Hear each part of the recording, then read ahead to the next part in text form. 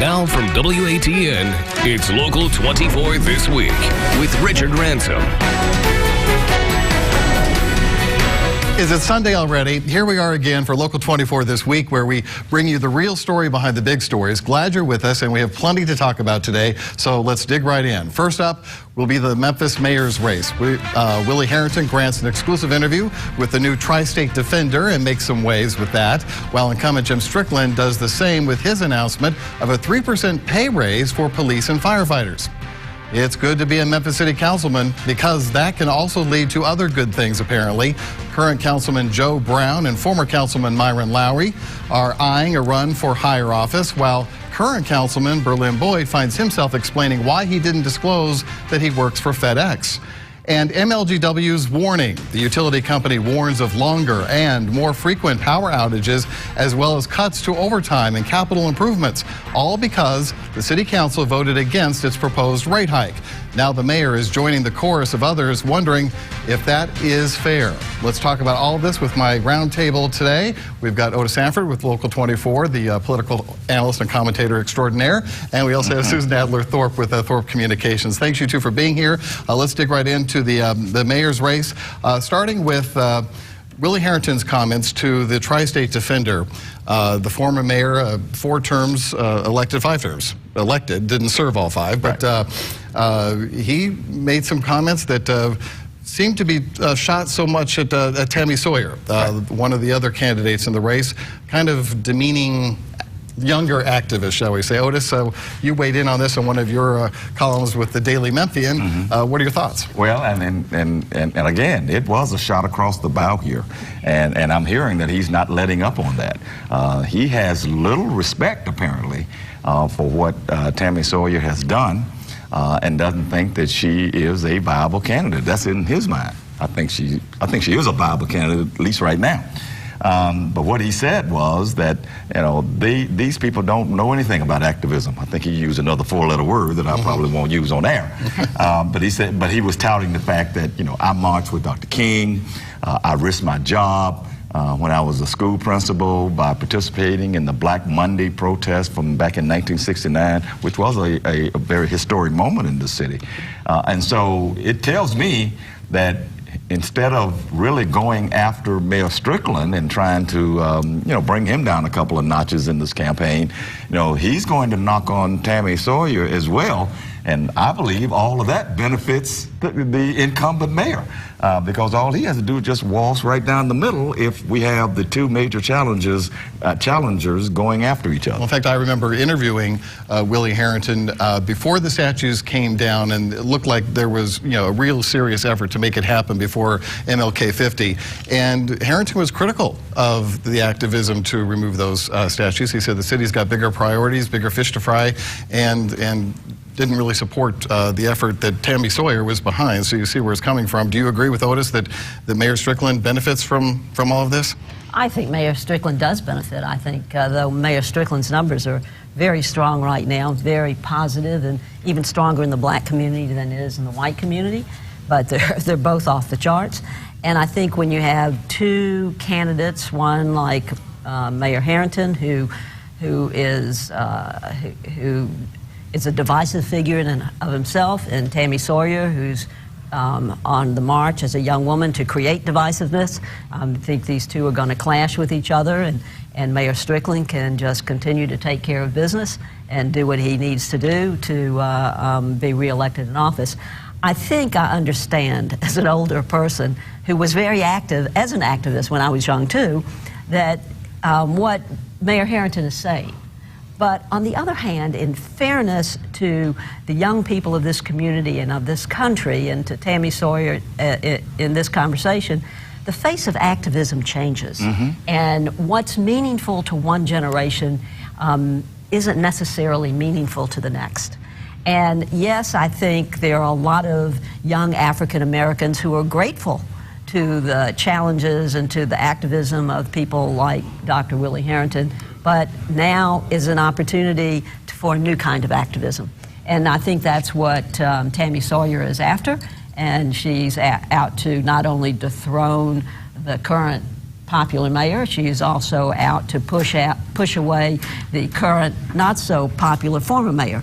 And I think that the fight, and we've talked about this before, will be between these two candidates if they stay in. And let me just, and I agree with everything, almost everything that Susan just said. There's one point that I think Tammy Sawyer would take issue with, and that is she's not in this fight, and she certainly wasn't doing the activism to be divisive.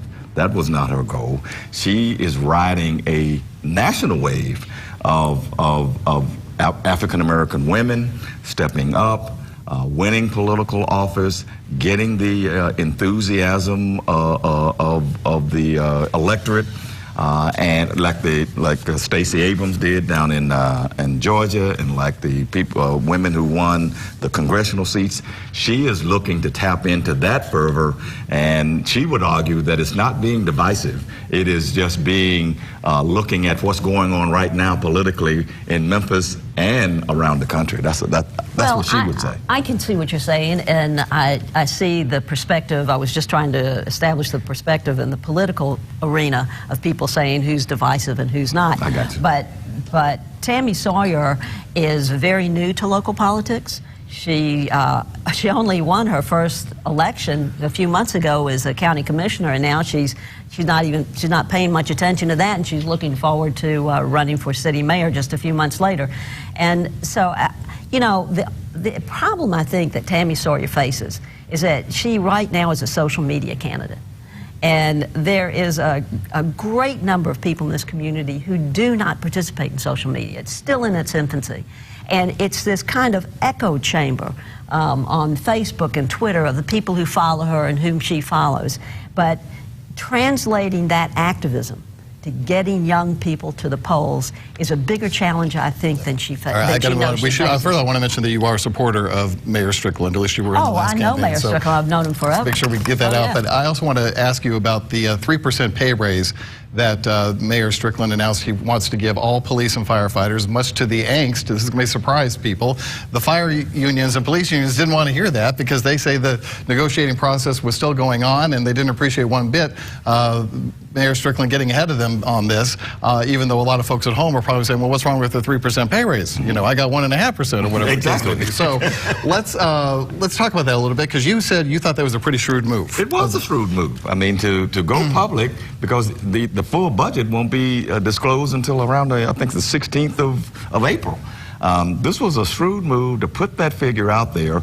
People care about public safety, so they care about police and firefighters. But to put that out there in the public as a proposal, when a lot of people, both public and private sector, say 3% raises are pretty much the standard these days. Sometimes it's on the high end. What's wrong with that? He's also trying to get some city council support early on. It just caught the unions off guard. They didn't like it just because he stepped out there and did it.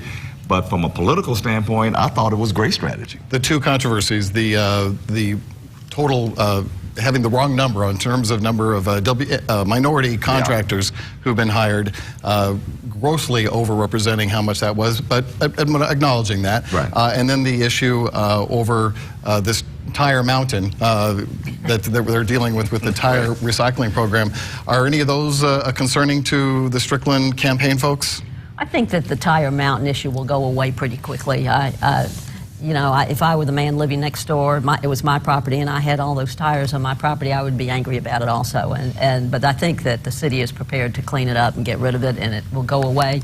The minority contracting, I really don't know what the legs are on that. It could be long, and that's something that Tammy Sawyer could jump on and use it to her advantage. But let me tell you this, even though I have long been a friend of Jim Strickland for 25 years. I have long been a friend of Willie Harrington's and a supporter in the past of Willie Harrington, too. So to say that Tammy Sawyer is young and her world is inside social media right now, it's a fact. Whether I know her well or whether I don't, that's what she's going to have to overcome, is go beyond social media and get into the traditional playing field as the others have done. We're going long on this, but I'll let you have the final. Well, just very briefly, I do think that the minority and women business owner numbers will continue to hound Strickland going forward. And if Tammy Sawyer is as politically smart as I think she's beginning to be, she will continue to hammer that issue because he is vulnerable on that, even though the numbers have increased. I agree with Susan on the Tire Mountain thing. It won't be a lasting thing just because it's a city and county initiative, unless the contractor who got that job, if the reporting, which Channel 24 has done a good job on, continues to expose some shenanigans there, that could be a problem too.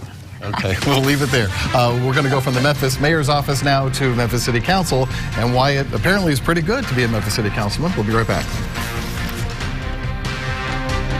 Clogged pores are disgusting. Introducing Dermasuction, the easy way to suck that yuck out of your pores. Dermasuction removes blackheads and dirt from your pores. Just look at everything it extracts. The secret's the gentle vacuum action. Watch as Dermasuction extracts so much yuck, leaving your skin feeling clean and youthful. The gunk that had been pulled out, I was pretty horrified, but better in the Dermasuction than on my face. It's almost addictive because you can see all the stuff coming out of your skin that you don't even really know is there. Call now to order your Dermasuction for just $19.99. We'll also include our small and large body heads, the silicone head, and handy travel case, all absolutely free.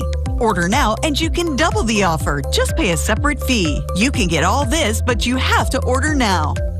Call 1-800-214-1386. That's 1-800-214-1386. Or visit dermasuction.com. So call 1-800-214-1386. Order now. If you've been injured in a slip and fall accident, I want to give you an important piece of advice. The most important thing is to preserve evidence, video footage, witness interviews, even the 911 call. Once a repair is made, or whatever caused your fall is cleaned up, the evidence could be lost forever. At Morgan & Morgan, our team of premise liability lawyers and investigators mobilize quickly, right after you call us. If you're injured in a store, restaurant, or place of business, call us right away. Morgan & Morgan, forthepeople.com. Across the Mid-South and the mighty Mississippi, a common heartbeat's down inside of you and me. And no matter where we go, grit and grind is in our souls. Where we are keeps us connected to this place. And I'm loving, living local.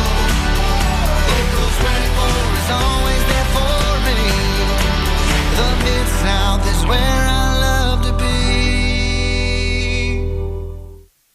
You're watching Local 24 This Week with Richard Ransom. All right, two names thrown into the ring now for the position of city court clerk. I love these clerk positions. Where else can you basically do nothing and make six-figure salaries? But anyway, they tend to go to, it tends to be a popularity contest, we would agree, as we look at past winners over the years. And now we have City Councilman Joe Ford and former City Councilman Myron Lowry. Joe Brown. Joe Brown, I'm sorry, my bad. Throwing their hat in the ring on this, and it's going to shape up for an interesting race. How do you see it shaking out? Susan, I'll let you start first. Well, first I want to correct you. You earlier said that these two gentlemen are running for a higher office. It's really not a higher office they're running for. They're running for a higher paying office.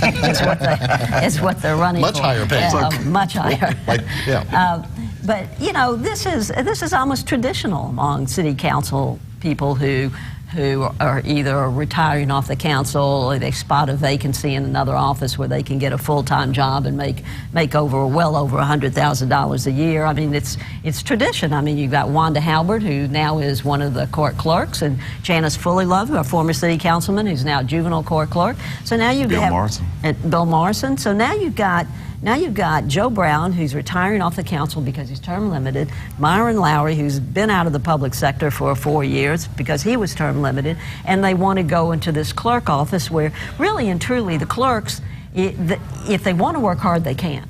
If they don't want to work hard, they can let the longtime employees do the work, and they can go play golf and get their money. I'm not saying that this is what is the goal of Myron Lowry or Joe Brown. But the truth is that there are a lot of people who are seasoned and trained in these offices who really should have the opportunity, young, upcoming people who should have the opportunity to go for these offices and not be pushed out by the well-known names of former city council members. They're entitled to do what they want. They've done a good job as council members, but yeah, but you know what? Your pension is based on the last income you make with the city. So and there goes the pension. There but you go. Can't they make room for someone new? So who do you think has the advantage here, Otis? I mean, I would think Myron Lowry is much more well known, having been the first African-American mayor when he was on an interim basis for a brief period of time there. What do you think?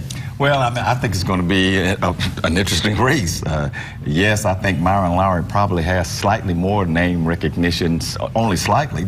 That's just because Joe Brown often gets confused with Judge Joe Brown, and so they don't know which one they're talking about. Right. But Joe Brown, the councilman, won his elections, and he's been on there since the 1996 or 7. Yeah. He has won with very high numbers, and in some cases, people didn't even oppose him. So he has been, he has been easily reelected a lot of times.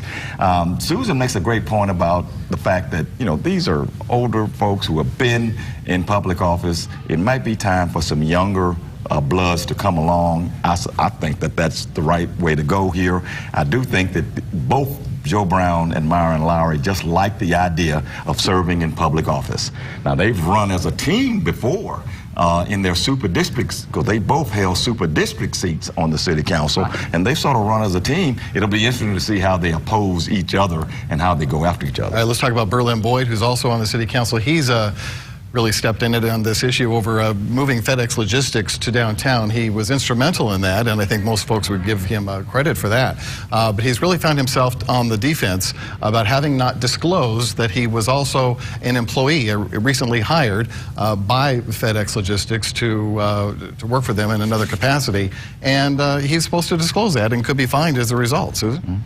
Well, I think has he learned his lesson? I don't know if Berlin Boyd ever learns his lessons, but he now knows that he has to disclose it. And, we have council members who say we just have to have transparency. We must have transparency. We have other council members who are in positions in voting positions where they have conflicts too. Like you mentioned recently in a ransom note that Patrice Robinson is a retiree of light, gas, and water and draws a pension, yet she heads the Utilities Committee on the City Council. Though she says she has a legal opinion that it's all kosher, well, it's still, every time she casts a vote, she should make that transparent.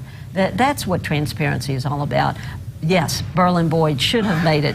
He should have announced it. He should have written it down. He may have to pay a fine for it, but I think it should be a warning signal to all the other councilmen. People are watching. Otis, what's your take, and talk about something else you're hearing on the street as a result? I do think it's beyond an embarrassment. I think it does call into question some ethical situations where Berlin Boyd is concerned, and he is obviously not all that well liked in a lot of sectors of the community anyway. Remember the dust-up he had with the city council on the city council at the end of the year when he got into the shouting match with a person out in the audience. So he is feeling some heat. There are a lot of people who plan to go after him in this election, and I'm hearing on the streets that he is sort of worried about that, and so now he may be thinking about switching from running in a district seat. I think he represents District 7, I believe. He's thinking about running in one of those super district seats, which would be a broader swath of voters that gives him a better chance of winning, because he will be getting more white votes in that super district than in just a district seat. Berlin clearly likes the business community. He clearly enjoys his position inside of a business community. Maybe he should consider not running again and make his way through business, which he apparently is pretty good at. That's not going to happen. And that's not going to happen. They like holding office, Susan. Always wishful thinking. They like holding office. They do. We'll take a break. When we come back, we're going to talk about MLGW and how Mayor Strickland is now weighing in on the cuts that MLGW says is coming because they didn't get the rate hike they wanted. We'll be right back. A drunk driver hit us head on. I am so glad that one of my family members told me to call the Reeves Law Firm. The jury awarded us $1.8 million. If you or a loved one have been seriously injured, call us immediately. Let us be your voice. Everyone who has ever lived has lived here. All of mankind's triumphs and failures. Every moment, every hometown, all here. We start our coverage on the ground and take it to the airwaves, so you always know what's happening in your own world and beyond. We are free TV and radio. We are breaking news. We are always there. We are broadcasters. Why wait to get Medicare coverage if you don't have to? Cigna Health Spring is here for you right now. If you're turning 65 or have low income or recently lost coverage, you may be able to get a Medicare Advantage plan from Cigna Health Spring. Call 1-866-623-5971 to learn more. There's no obligation. We offer plans with no monthly premiums and no primary doctor copays to help limit out-of-pocket costs. You can also get medical, dental, and prescription drug coverage all in one plan. With Cigna Health Spring, you get more coverage at a low cost, plus a team to help guide you toward better health. Don't go another day without finding the coverage that's right for you. Call Cigna Health Spring today at 1-866-623-5971. That's 1-866-623-5971. Cigna Health Spring. Together all the way. A drunk driver hit us head on. I am so glad that one of my family members told me to call the Reeves Law Firm. The jury awarded us $1.8 million. If you or a loved one have been seriously injured, call us immediately. Let us be your voice. You're watching Local 24 This Week with Richard Ransom. All right, in the time we have left, let's talk about MLGW, which told customers this past week that they can expect that they're going to see some cuts in service, that we're going to have more outages, longer outages. They're having to cut overtime and lots in capital improvements, millions and millions of dollars. And Mayor Strickland, not convinced, I think it'd be fair to say. In fact, he told Local 24 News, we spent a lot of money on those smart meters just a couple years ago. If the infrastructure was as bad as we're being told it is now, maybe we should have spent that money on infrastructure. By the way, those smart meters cost $244 million. That's a big chunk of change, Otis, and Mayor may have a point. Well, he may have a point, but he's making a political point here. That is a proper statement to make when you're running for re-election, when a lot of your constituency is not happy about MLGW, when a lot of your constituency made a big issue out of the smart meters. That is a good statement to make in an election year to score some political points. But beyond that, yes, MLGW is not faring all that well in the public relations realm these days. The outages and saying there will be more is not going to help. There was a report the other day about just where those outages are by zip code. That didn't make a lot of people happy because they were in areas like Fraser and Whitehaven. All of that plays into hurting MLGW down the line, and the mayor is just sort of tapping in that for political purposes, I believe. So, Susan, I know this is an issue you feel passionate about, and we should disclose that you represent a business interest that wants MLGW to consider other sources for its main source of electricity other than TVA. Yes. Interestingly enough, I'm hearing TVA advertise on the radio now, trying to bolster its public image around town. Well, but worried. Nonetheless, talk about why you think this is so crucial for this city. Well, what I have learned over the past year is that that light, gas, and water really is beholden to TVA. TVA is a regulated industry, and we pay them a set amount of money. But if you go, Memphis is an unusual situation in the TVA footprint. We're on the western edge. If they would leave TVA, give TVA 5 years notice that they're leaving, and go across the river and join MISO, which is a much larger energy provider than... A nonprofit. A nonprofit, much larger than TVA. They buy their energy on the spot market. So it's much, much less to buy electric energy through MISO than it is with TVA. Now, light, gas, and water will tell you that we have all sorts of complications, and we've got to be sure that it's reliable. Well, I think it's reliable in Kansas City. You don't hear about the lights always going off in Little Rock and up in Minnesota, but the prices are much less. So yes, if Memphis would seriously consider, and I think they're about at that point where the time is to get serious, to find a cheaper source of electric energy, then there are 4 reports out there, 4 studies, one conducted and paid for by Memphis Light, Gas and Water. The bottom line to all those 4 reports is that if Memphis Light, Gas and Water would leave TVA and join a provider like MISO, it could save up to $400 million a year. That's a lot of money.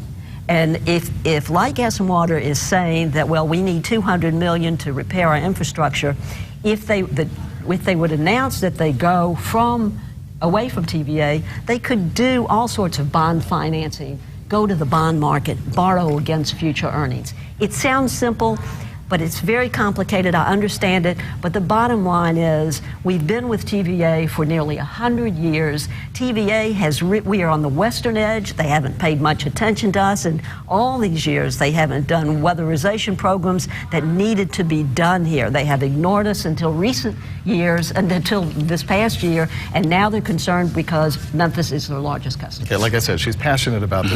Well, I understand. Here's the thing, when you do have 4 studies, Otis, and I don't know how I feel about this yet, but it just seems to me you owe it to the customers to explore the possibilities, and there seems to be resistance to even doing that. Oh, it is, and that resistance is at the top, is at the senior management. They probably won't like what you said today, Susan. So yes, I don't know why that is. I think that they do need to have a better conversation with the public about why they are resisting this. But it's also political. Remember, we talked about off air that this was a political issue, that TVA will use every opportunity it gets politically, including those ads that were on African-American radio stations, to try to convince this city that TVA is better. But you have to remember this too.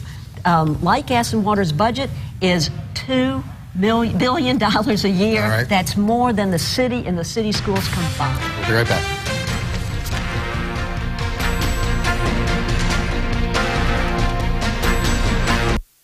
It's only a matter of time until your check engine light comes on, or worse yet, your car needs repair. That could mean a big surprise auto repair bill. That's why it's so important you call CarShield today. I was elated that I had CarShield. I was more than happy. It's no fun when you have a car and it's broken and you can't pay for it to get it fixed. So, if your vehicle has 5,000 to 150,000 miles, just tell us the make and model of your car or truck and get an instant plan quote. In a matter of minutes, you can be covered. My experience with CarShield is that they absolutely come through every time I need them. If my car breaks down, I can count on CarShield to cover it for me. CarShield definitely has my back. Now it's the time to make the smart choice and protect yourself from sky-high auto repair bills. Call now for a free and instant protection plan quote. It's only a matter of time until repairs are needed, and once your car breaks down, it's too late. Call 1-800-587-3790. Get covered today. It's coming fast. Get ready for Race to the Finish Tunica Drift. March 1st through May 25th at Gold Strike. Play to win your share of up to $1.7 million in free play and prizes, including 2 luxury sports cars. It's going to be a rush.